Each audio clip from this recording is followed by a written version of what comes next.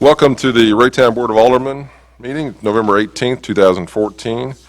It's opening session time and regular session 39. We have several amendments that were made to the original agenda. Amendments have been made to Resolution R272314, Exhibit A, and amendment to Bill 637514 have amended tonight's agenda. So with that, I'm going to call upon our friend Larry Cleveland to lead us in the invocation. Please. Would you please bow with me? Creator God, ever-present and wise, we come together this evening in this season of Thanksgiving, giving you thanks for the abundant blessings you continue to pour out on us. Thanking you for our freedoms and our citizenship in this beautiful land. Thanking you for the relationships that we treasure with family, friends, and neighbors. Yet we realize this evening the need to add our voices to those also praying for peace, justice, equality, unity, and safety. May these elected city officials this evening have the blessing of your guidance and wisdom. May their deliberations and decisions consider the well-being of the citizens and their collective good as being foremost in the process. May you continue to bless the ongoing efforts of this assembly and the citizens represented. All of these things we humbly pray. Amen. Thank you. And tonight the Pledge of Allegiance will be led by the Color Guard from Troop 469. Noah, it's yours.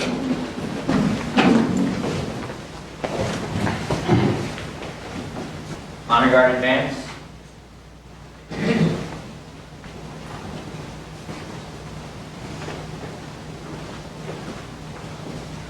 About face. Honor Guard advance.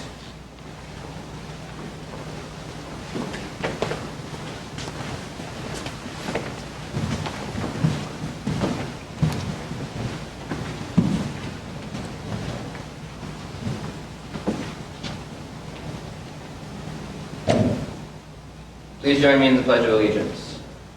I pledge allegiance to the flag of the United States of America and to the republic for which it stands, one nation, under God, indivisible, with liberty and justice for all.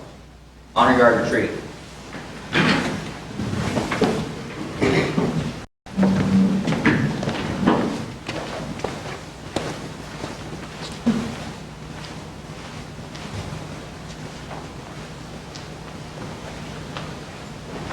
Thank you, Troop 469.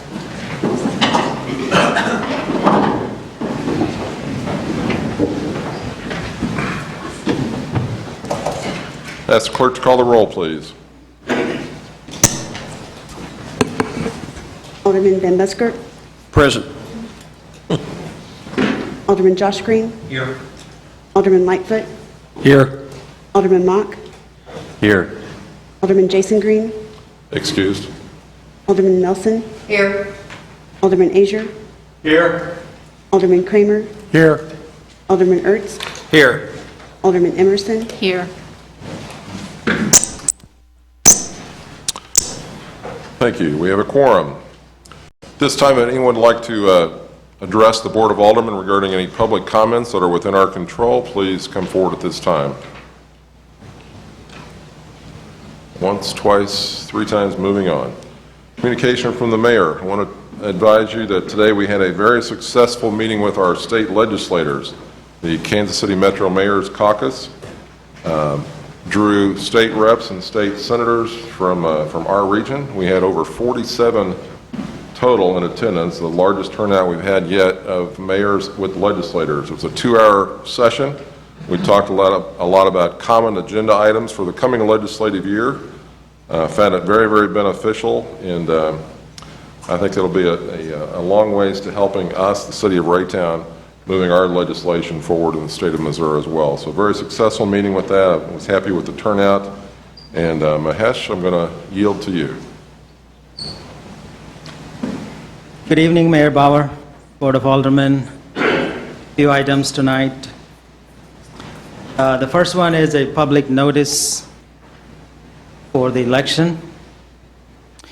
Notice is hereby given that a general municipal election will be held on Tuesday, April 7th, 2015, and the following municipal offices will be elected: Mayor, City Collector, Aldermen Ward 1, 2, 3, 4, and 5. Filing for municipal office for the City of Raytown will open on December 16, 2014 at 8 a.m. and will close January 20th, 2015 at 5 p.m. in the office of the City Clerk, Raytown City Hall, 10,000 East 59th Street, Raytown, Missouri 64133. There is a non-refundable filing fee for $50 for mayor, $35 for city collector, and $25 for alderman. In lieu of the filing fee, candidates for mayor and city collector may present a petition signed by at least 150 registered voters. Candidates for aldermen may present a petition signed by at least 50 registered voters from the ward in which they will be filing. Petition form may be obtained at the office of city clerk. For the first day only, ballot order will be determined by a random drawing. After the first day, ballot order will be in order of filing. The City of Raytown offices will be closed on December 25th, 2014, and January 1st, 2015, and January 19, 2015.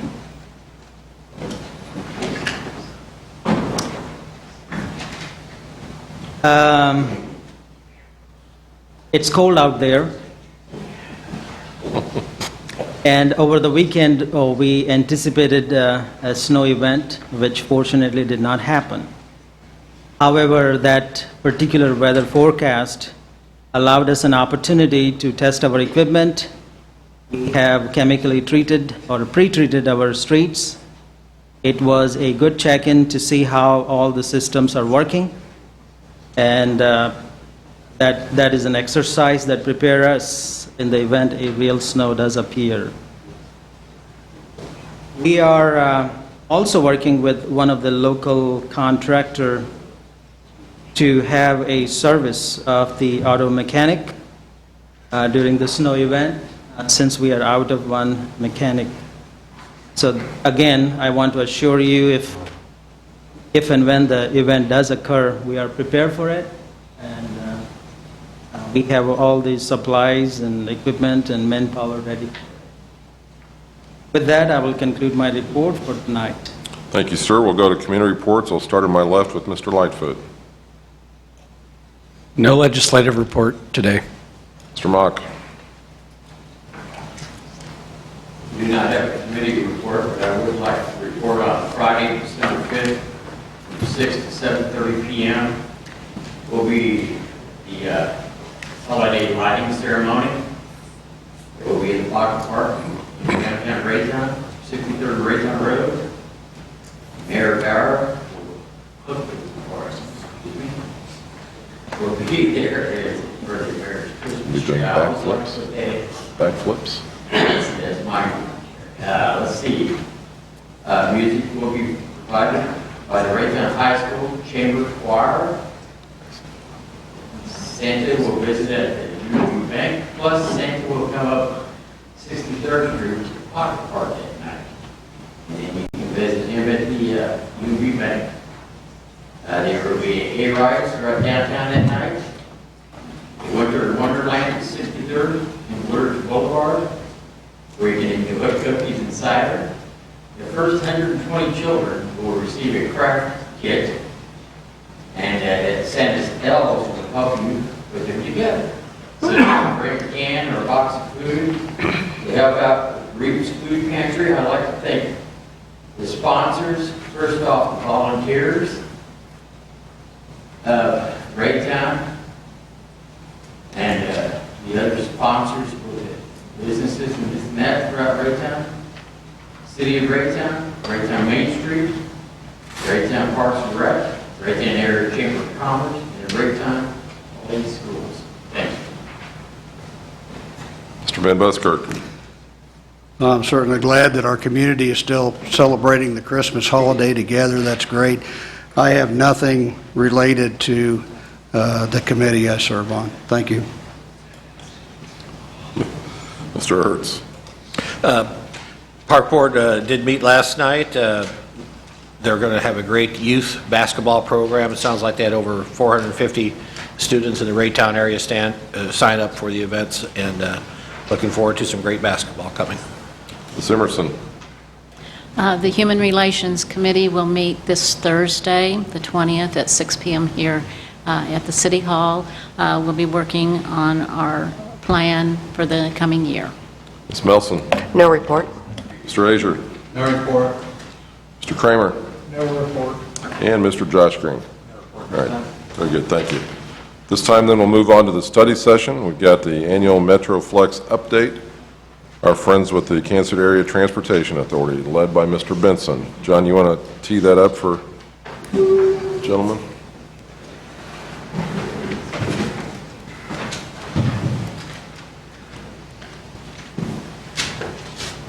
John Thank you, Benson Mayor. is our Director of Development and Public Affairs. Thank you, Mayor. Good evening, Board of Aldermen. Sean Straight from the KCATA is here tonight to give a presentation on the MetroFlex service that they provide under contract with the City of Raytown and the City of Kansas City. You may recall, just to remind you, at your last meeting, we renewed that contract for the coming budget year with KCATA, and so this is a look back at the past year with some information on ridership and the operation of the system itself. So with that, I will turn it over to Sean Straight. Welcome, Sean. All right, thank you, Mayor. All right, again, I'm Sean Straight with KCATA in the planning department. Kind of a quick side note, I'm technically an employee of Johnson County Transit. And so what's going on in the region is Johnson County Transit is going through a management consolidation with KCATA, which means that certain Johnson County Transit staff will transition to ATA staff, and I'm one of those.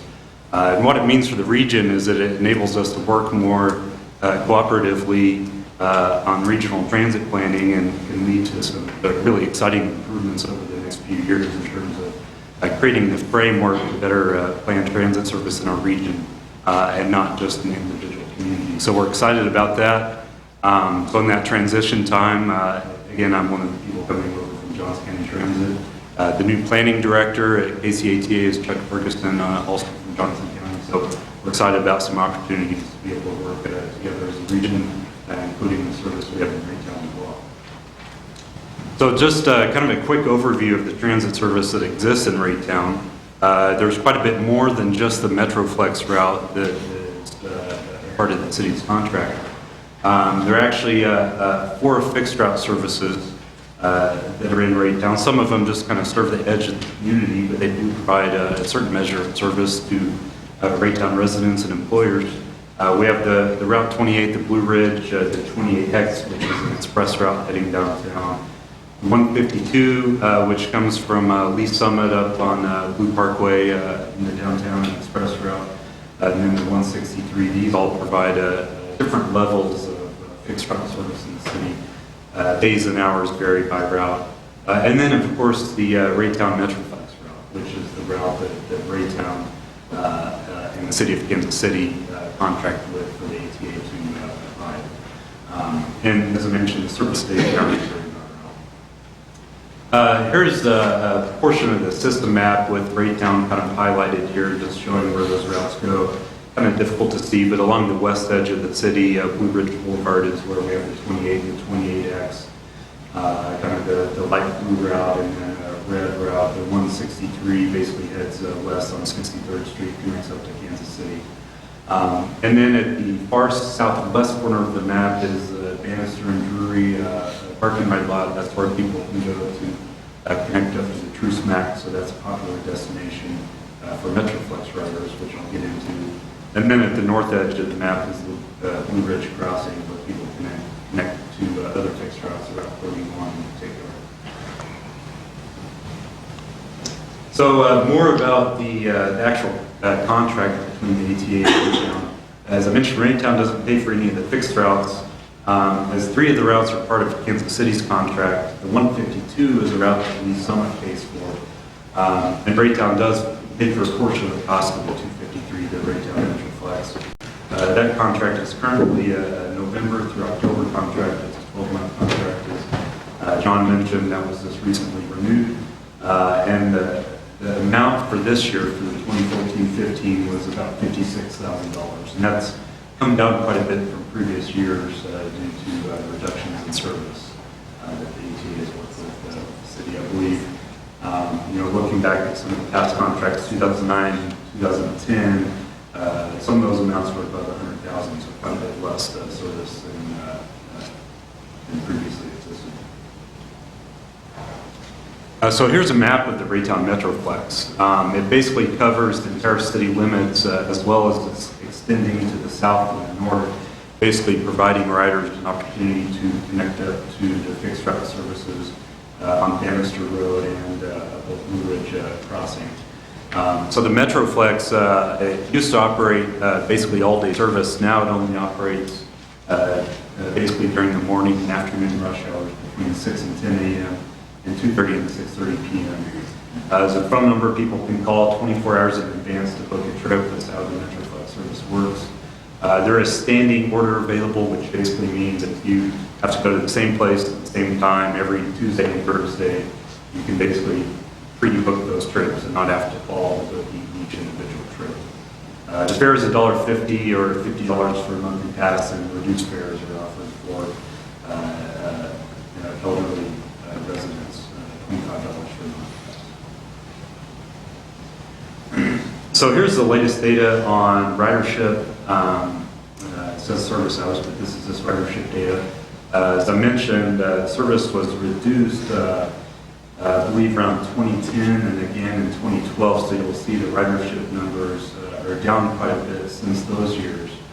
And that's basically, the route used to operate with 2 buses, 2 vehicles that operated during these hours.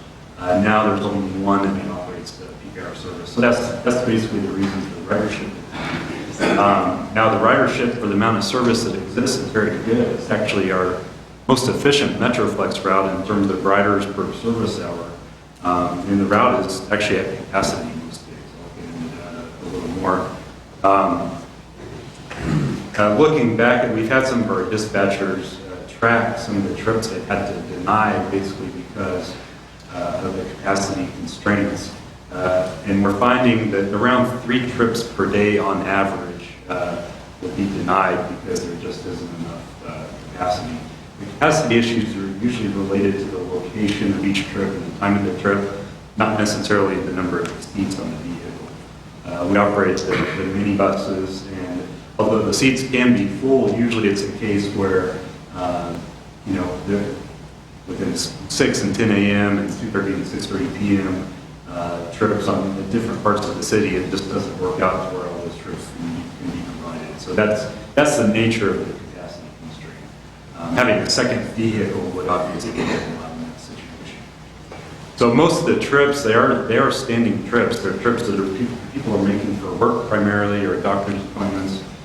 Trips that are consistent on a daily basis or a weekly basis. The bulk of the trips on the route are those standing trips.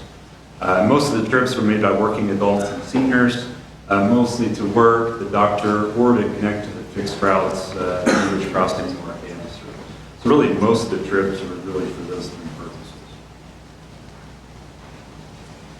Popular destinations, and I do have a map after this slide. You can look at this in a little more detail, but we've talked about Blue Ridge, Bannister and Drury with the Truce Max.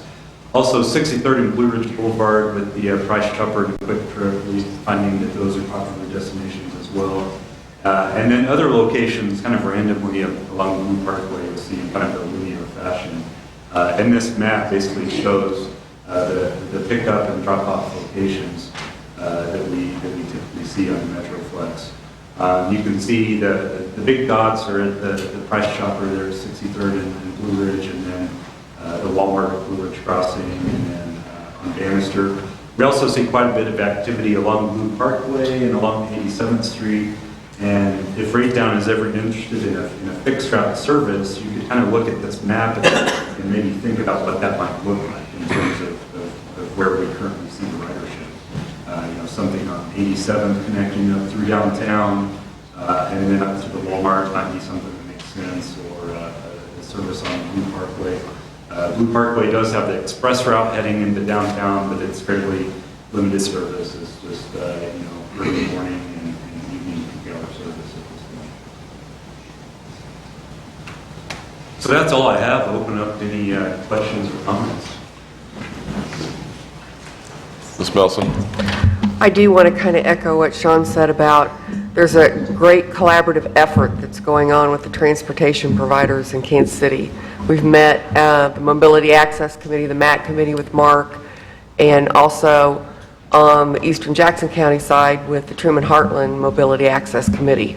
And I think it's one of the first times that I've kind of seen everybody getting in the room and coming together and thinking that we can work together to work on the transportation issues, not only in my area for older adults, but also for everybody, because that is something that is very needed.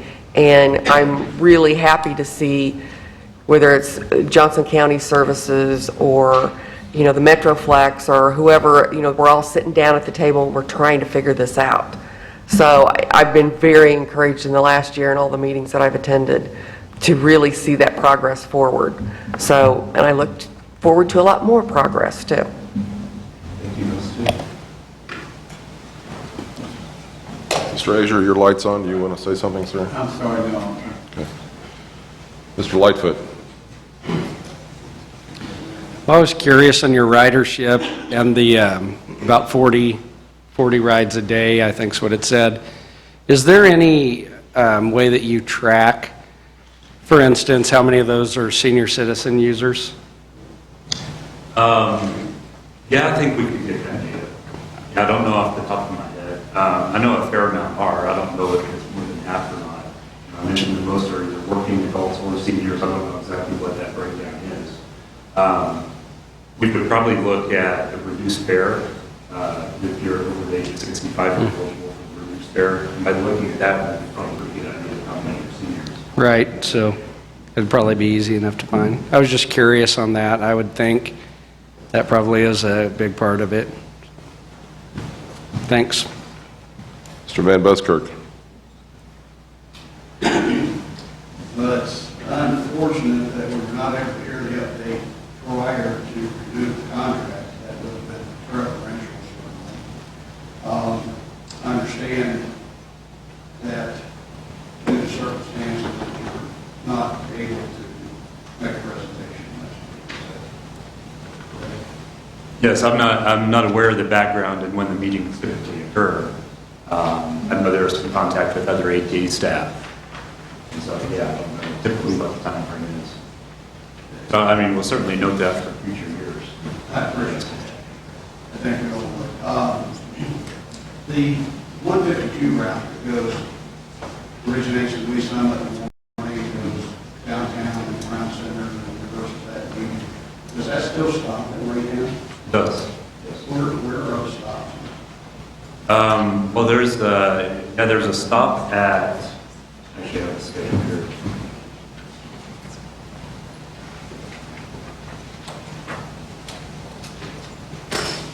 Yeah, there's not any facility, but there is a sign. It's at Westridge. So it's right there on the highway. It's not a good facility, but it will stop there. It is a time appointment schedule. Coming in and leaving it to be around west, west region. So there's no parking available. Correct. You don't think one's utilizing that? I can find out. We can get ridership data on that location. I doubt that it's very well used simply because it's kind of a difficult location to board. There's not any parking, so it's probably not very well utilized, but I'm sure somebody will say. Well, when we did have facilities for parking, we had quite a few people who were using it on a fairly regular basis at one point in time because I used to use it. So, that speed of the time.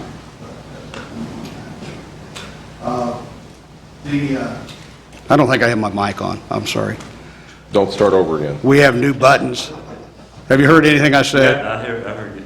You're good. Good, thank you. Did you say start over again? No, I said don't start over again.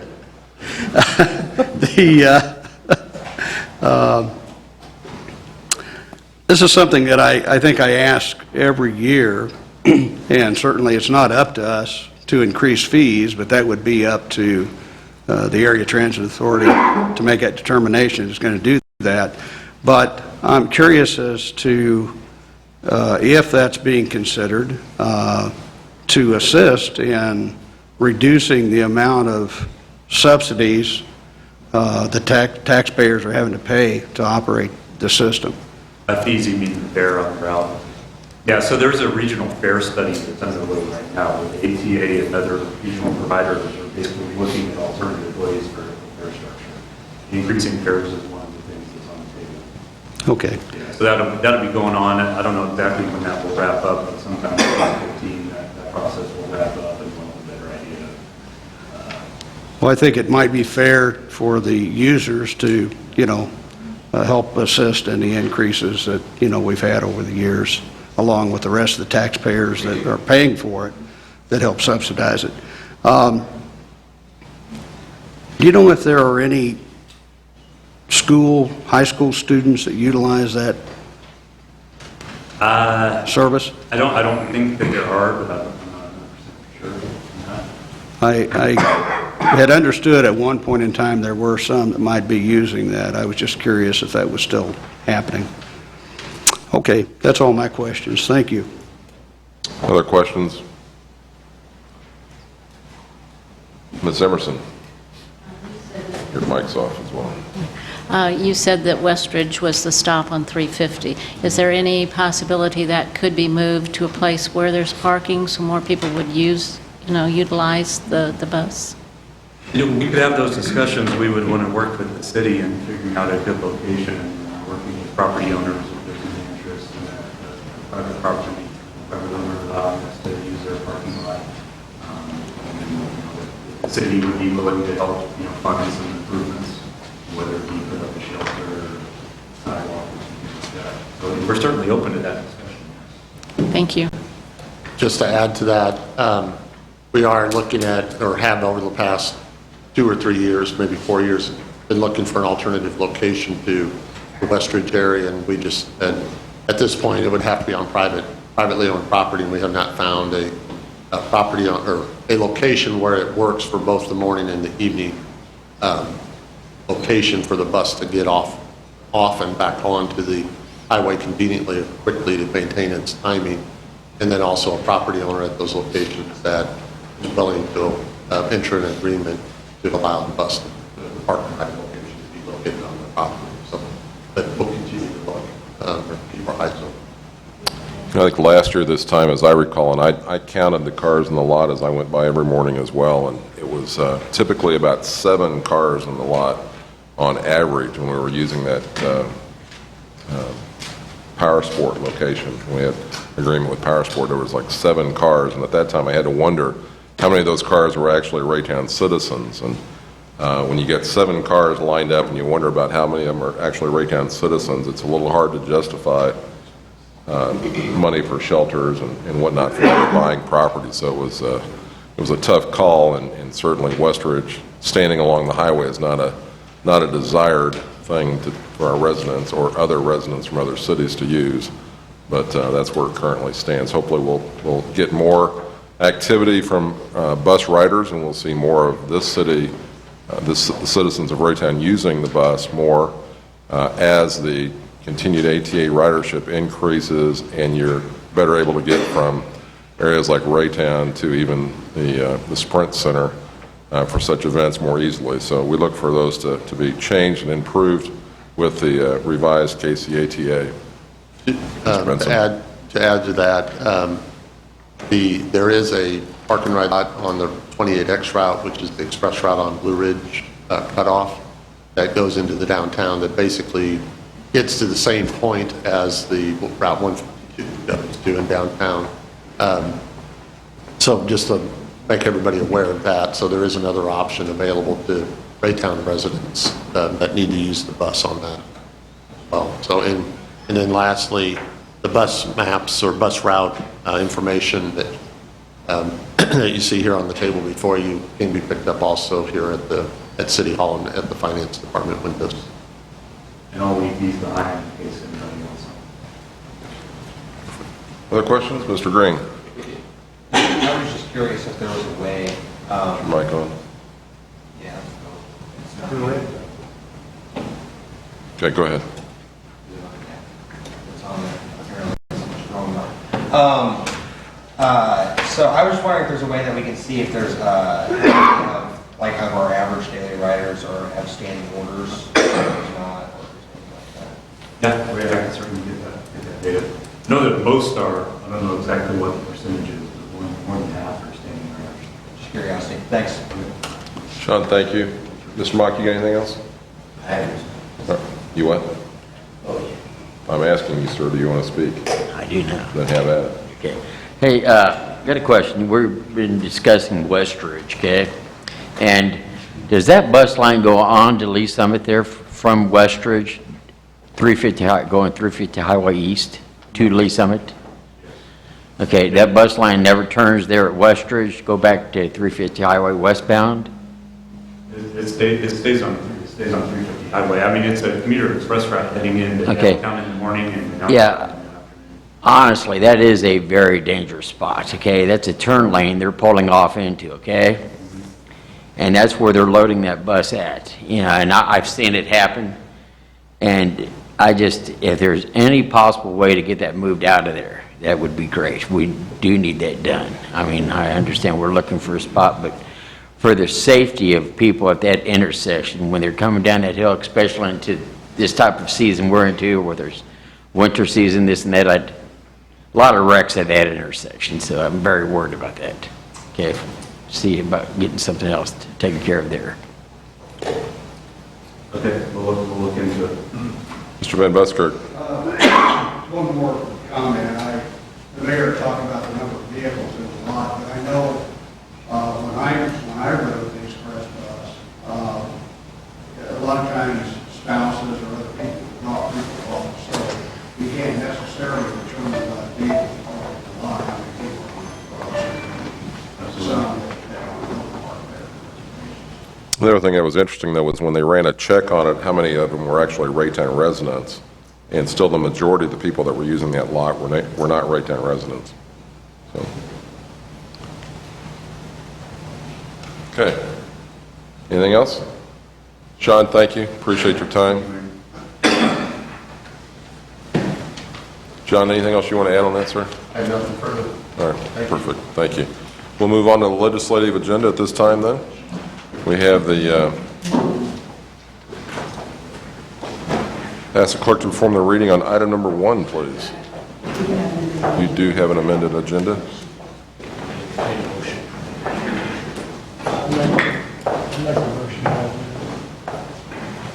Second. Okay, for both amendments? To accept the amendment. Yes. Okay, very good. The motion's been made and seconded to accept the amended agenda for tonight's deliberations. Any discussion on that? Ask clerk to call the vote, please. Alderman Kramer? Yes. Alderman Ertz? Yes. Alderman Van Buskirk? Yes. Alderman Josh Green? Yes. Alderman Asia? Yes. Alderman Mock? Yes. Alderman Nelson? Yes. Alderman Emerson? Yes. Alderman Langford? Yes. With that behind us now, I ask the clerk to perform the reading on item number 1, please. Resolution authorizing and approving an agreement for medical director services between David R. Guscio and the City of Raytown, Missouri. Invite forward Doug Jonesy, the Emergency Medical Services Director. Doug, welcome. Thank you. As you all are aware, the state of Missouri requires us to have a physician medical director for emergency medical services. As well, Raytown Fire Protection District for their medical operations, the contract agreement between the two agencies must use the same medical director as we do. So This year, we were looking for a change, and rather than continue with Dr. Richardson, opted to go with Dr. Gustafson. Because the fire district has to use the same medical director, as you can see, I sought Chief Vincent's concurrence on the matter, and as you can see from the letter appended, very wholeheartedly and enthusiastically gave its concurrence. Dr. Gustafson is very well respected in the EMS community. Is very well liked both by administrators and the rank and file in the various EMSs that he oversees as physician medical director. From 1989 to 2011, he was an emergency physician at the Summit Medical Center.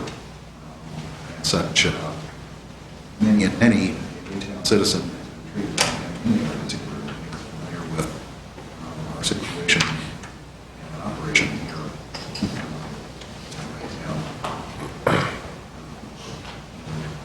Very, very glad to have you on board. Questions of Mr. Jonassy? Mr. Kramer's got the motion to approve, second by Ms. Melson. Discussion before we vote on item number 1. Call the vote, please. Alderman Kramer? Yes. Alderman Nelson? Yes. Alderman Emerson? Yes. Alderman Ertz? Yes. Alderman Dutchry? Yes. Alderman Lester? Yes. Alderman Asia? Yes. Alderman Lightfoot? Yes. Alderman Mott? Yes. Dr. Gustafson, thank you for serving. Appreciate your willingness to help the city of Raytown, sir. Thank you. My pleasure. Ask the clerk to perform the reading on item number 2, please.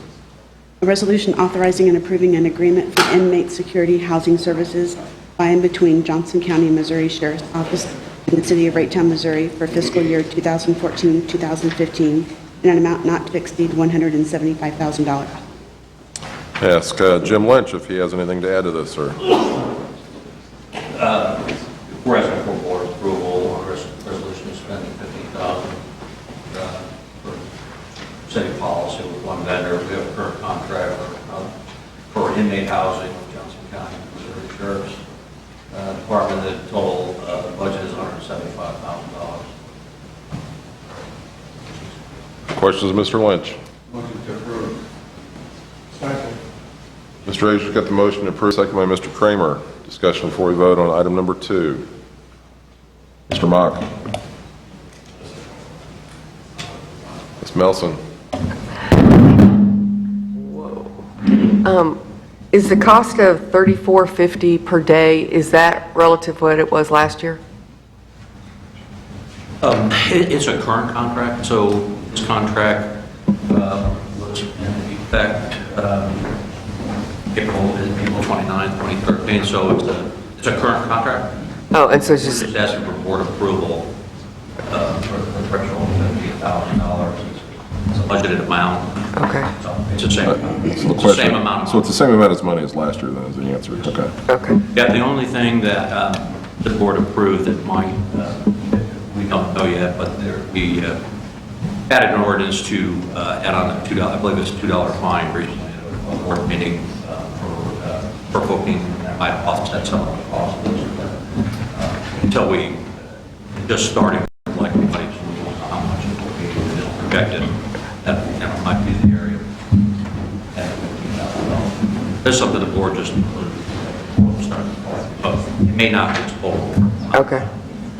Okay. Further discussion? Mr. Van Buskirk? We already have a motion. We have a motion and a second, yes, sir. Are we going to utilize our green lights to be recognized, or are we just going to yell out when we have a motion? Well, when you guys figure out the green lights, I mean, right now they're popping on and off, so until that's straightened out, we'll go as we have been. Okay? We got light issues tonight. Okay. Motion is made and seconded.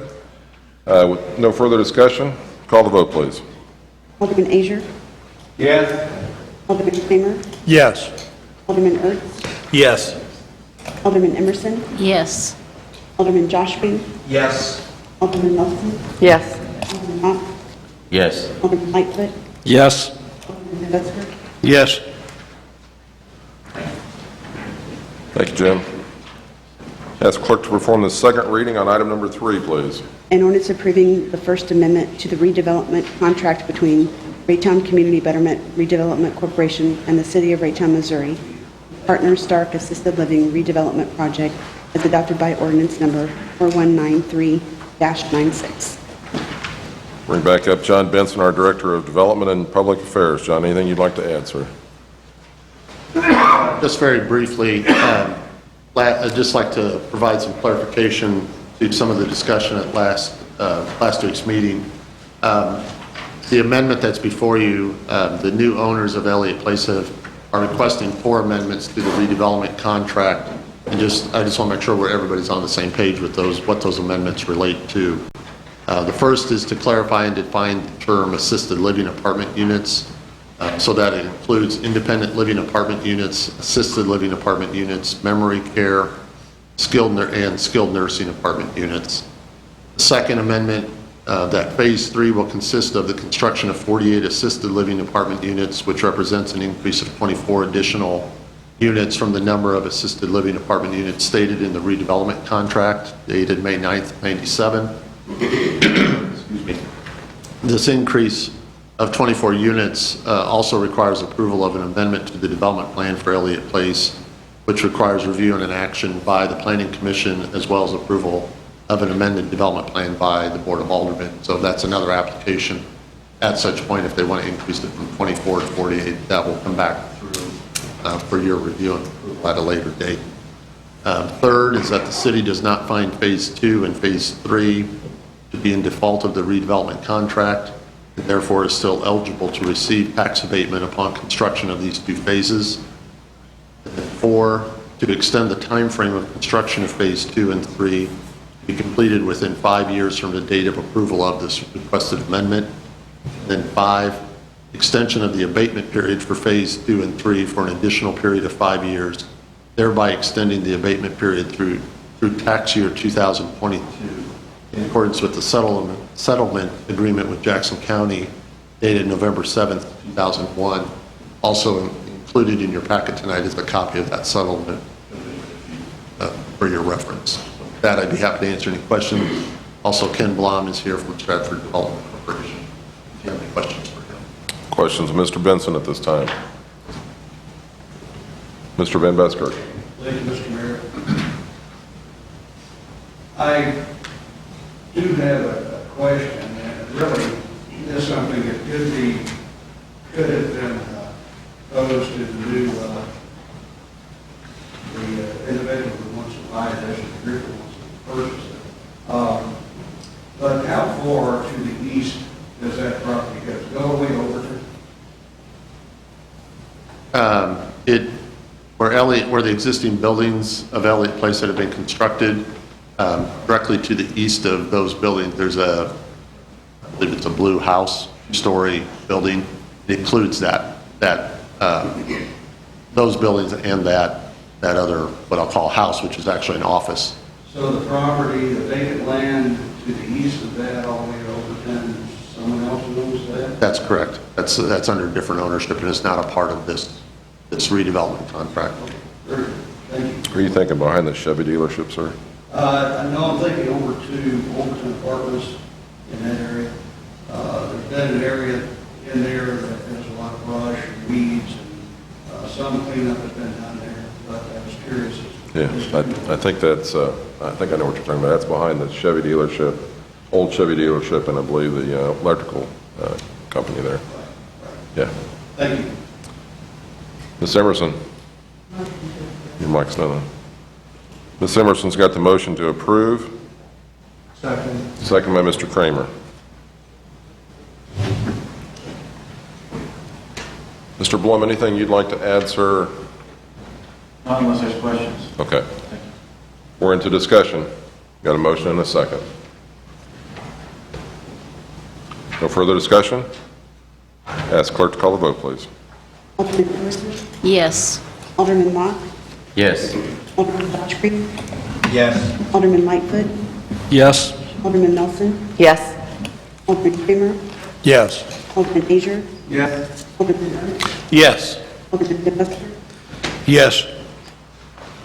I should say Teresa. I don't think I got the second. It was Joe Kramer, if I remember right. Did you call my name? I called Kramer. Oh, did you call mine? You're hearing things. You are asking the tuition. Did you? Okay. Okay. Sorry. All right, very good. Item 3 being concluded, that completes our agenda for tonight. Am I correct on that, Ms. City Clerk? Wonderful. To be out of here by 8 o'clock, I don't know what to do with ourselves. You guys do, though. Motion to adjourn? Moved and seconded to adjourn tonight's meeting. All in favor signify by saying aye. Aye. All opposed, same sign. We are adjourned.